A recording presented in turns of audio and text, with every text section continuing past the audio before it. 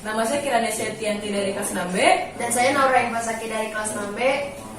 Ngomong-ngomong tentang puasa ini, Hano, kamu suka gak sih kayak abis puasa tuh apa sih yang diinget? Berbuka, sahur, tarawih. Ngomong-ngomong juga tentang sahur nih. Sahur tuh kita biasanya makan, sholat subuh. Selesai sholat subuh tuh ya, aku pribadi suka tuh mata tuh masih kayak ngantuk banget tuh, kayak pengen tidur. Ya aku juga gitu, setelah sholat subuh ngantuk banget bawaannya, jadi pengen tidur. Tahu gak sih ternyata tidur setelah sholat subuh itu bisa membahayakan kesehatan sekaligus bisa menutup pintu amal. Nah, emang iya? Iya. Jadi tausiah hari ini kami akan membahas bahaya tidur setelah sholat subuh.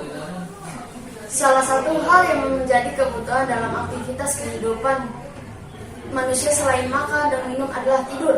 Tidur sebagai suatu keadaan di mana kesadaran seseorang akan menjadi turun. Namun, aktivitas otak tetap memainkan peran yang cukup luar biasa dalam mengatur fungsinya, seperti mengatur fungsi pencernaan, aktivitas jantung dan pembuluh darah, serta fungsi kekebalan dalam memberikan energi pada tubuh. Selain itu, tidur adalah proses yang berhubungan dengan mata tertutup selama beberapa periode yang memberikan istirahat total bagi mental dan aktivitas fisik manusia. Kecuali fungsi beberapa organ vital seperti jantung, paru-paru, hati, sirkulasi darah, dan organ dalam lainnya. Kedalaman tidur tidak teratur sepanjang periode tidur. Hal tersebut tergantung pada beberapa faktor seperti faktor usia, aktivitas yang dilakukan, penyakit yang diderita, dan lain-lain. Sebuah studi university di Jerman menemukan bahwa dari 106 orang yang diamati, orang-orang yang beristirahat malam secara penuh tiga kali lebih mungkin untuk melakukan dengan baik pada tugas-tugas secara kognitif, mengukur memori, kreativitas, dan keterampilan pemecahan masalah dibandingkan orang-orang yang kurang tidur. Hal ini disebabkan aktivitas otak yang terjadi selama segmen tertentu saat tidur. Namun, bagaimana hukum kebiasaan tidur setelah melaksanakan sholat subuh? Ternyata sangat tidak dianjurkan dalam agama Islam, dan beberapa ulama dengan tegas menjelaskan hukumnya adalah makruh, dengan catatan jika tidak ada uzur dan keperluan. Selain itu, sangat tidak baik juga untuk pola hidup sehat dan berakibat buruk pada kesehatan kita. Perlu dipahami bersama bahwa setelah sholat subuh adalah waktu turunnya berkah dan rezeki. Jika kita tidur, maka tidak akan mendapatkan berkah di pagi hari. Dalam kaitannya tidur di waktu pagi, Rasulullah SAW berdoa sebagai berikut: Allahumma barik ummati fi bukriha. Artinya, ya Allah, berikanlah umatku di waktu paginya. Adapun hukum yang menjelaskan tidur setelah sholat subuh, ada beberapa ulama menjelaskan hukumnya adalah makruh.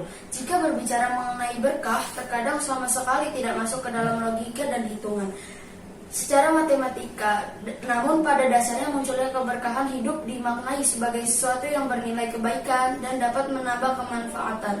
Untuk mendapatkan keberkahan, rahmat, dan petunjuk dari Allah Subhanahu wa Ta'ala, tugas kita sebagai manusia maka berlomba-lomba mencari keberkahan tersebut. Keberkahan juga dapat dicari ketika seseorang mengerjakan amal saleh atau kebajikan.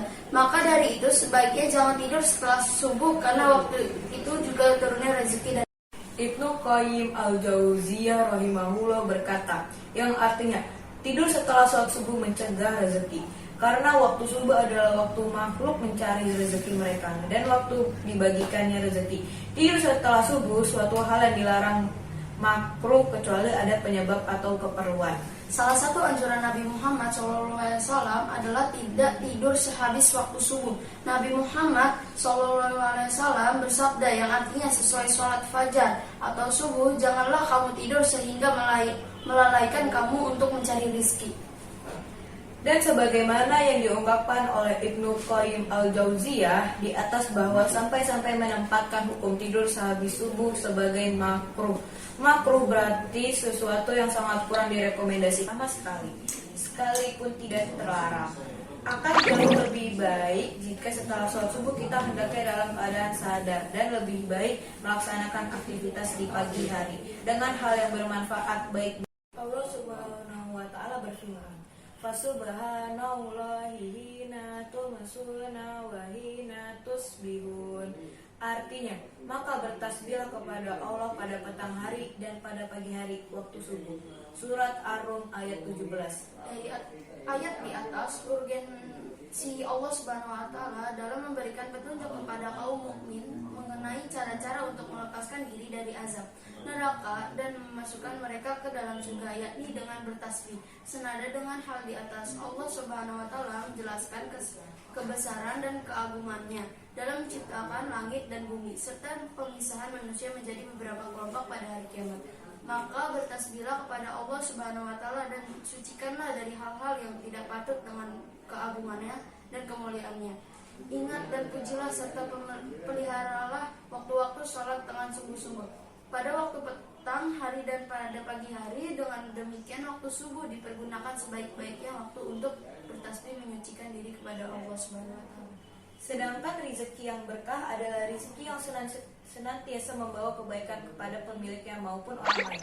Semakin digunakan untuk kebaikan, rezeki yang didapat juga akan semakin bertambah sesuai dengan janji Allah kepada sekalian hambanya yang mau bersyukur.